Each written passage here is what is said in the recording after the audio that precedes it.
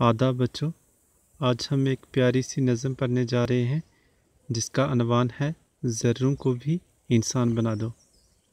तो आइए सबसे पहले हम इस नज़म की रीडिंग कर लेते हैं और रीडिंग करने से पहले हम इसके अल्फाज मैंने पढ़ लेते हैं ताकि आपको ये नज़म अच्छे से समझ में आ जाए। तो अल्फाज मैंने सबसे पहले है अहले वतन।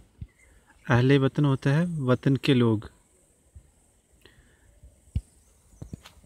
तजली, तजली होता है रोशनी।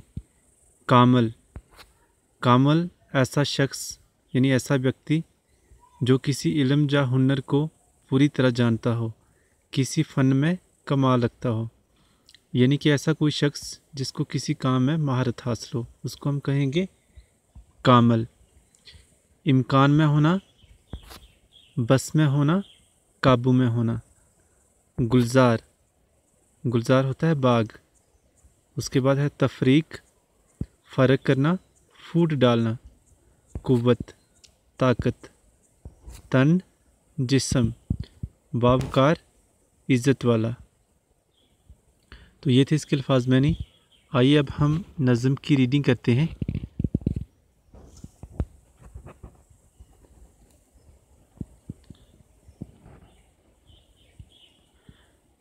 नज़म का अनवान है जैसा कि मैंने आपको पहले ही बताया है, ज़र्रों को भी इंसान बना दो।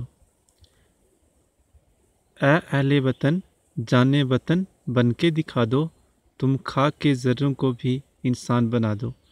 इंसान वो है इल्म की जिसमें हो तजली, हैवान को भी कभी इल्म मिला हो तो बता दो।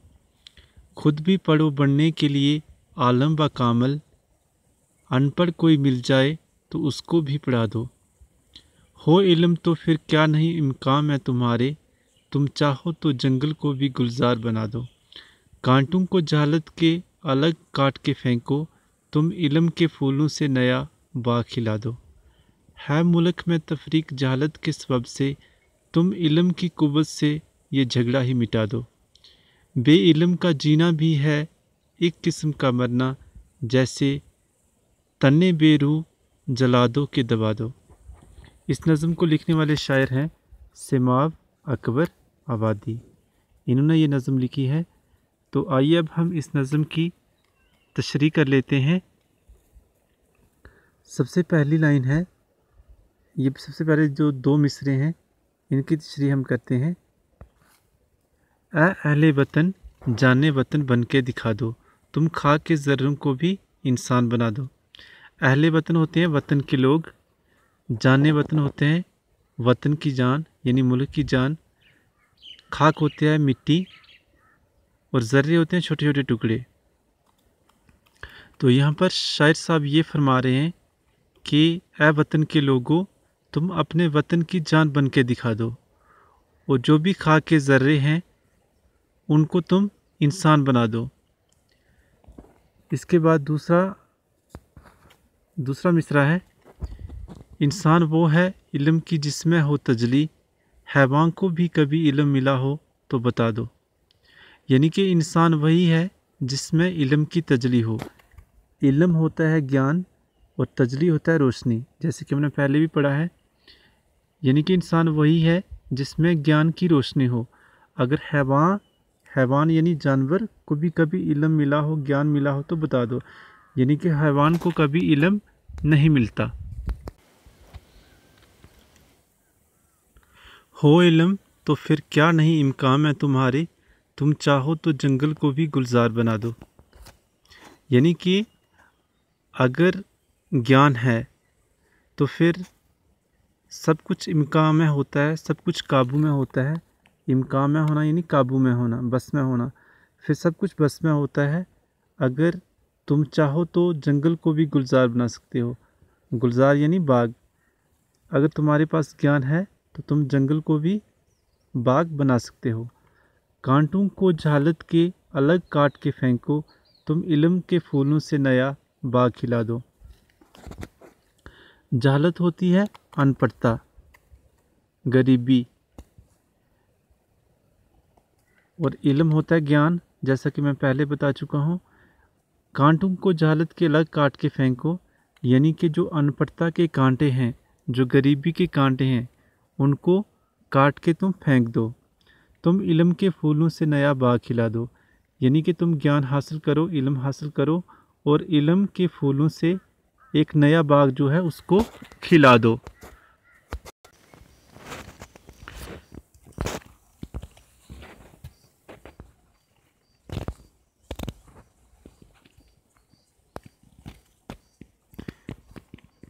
है मुल्क में तफरीक जहालत के सबब से, तुम इल्म की कुव्वत से ये झगड़ा ही मिटा दो। तफरीक होता है भेदभाव करना, कि मुल्क में भेदभाव के सबब यानी कि भेदभाव की वजह से ही मुल्क में अनपढ़ता है, गरीबी है। तुम इल्म की कुव्वत से यानी कि तुम ज्ञान की ताकत से ये झगड़ा ही मिटा दो। यानी कि ये जो भेदभाव का झगड़ा है, तुम ज्ञान प्राप्त करो, इल्म हासिल करो और उससे ये जो भेदभाव का झगड़ा है इसको मिटा दो। बेइल्म का जीना भी है एक किस्म का मरना, जैसे तने बेरूह जला दो के दबा दो। यानी कि अगर हम बेइल्म हैं, अगर हमारे पास ज्ञान नहीं है, इल्म नहीं है, तो ये भी एक किस्म का जीना नहीं है बल्कि मरना है। जैसे तने बेरूह यानी कि ऐसा जिसमें रूह नहीं है, जिसमें आत्मा नहीं है, उसको हम चाहे जला दें कि दबा दें, उससे कोई फ़र्क नहीं पड़ता। तो इसी के साथ ही ये जो हमारी तशरीह है इस नज़म की, ये ख़त्म होती है और इसके हमने अल्फाज में भी पढ़ लिए हैं। अगर ये नज़म आपको अच्छे से समझ में आई है तो वीडियो को लाइक करें, शेयर करें, चैनल को सब्सक्राइब करें और साथ ही साथ बेल आइकन को भी दबा दें, ताकि आप जब भी कोई नई वीडियो अपलोड हो तो उसकी नोटिफिकेशन आपको सबसे पहले मिले।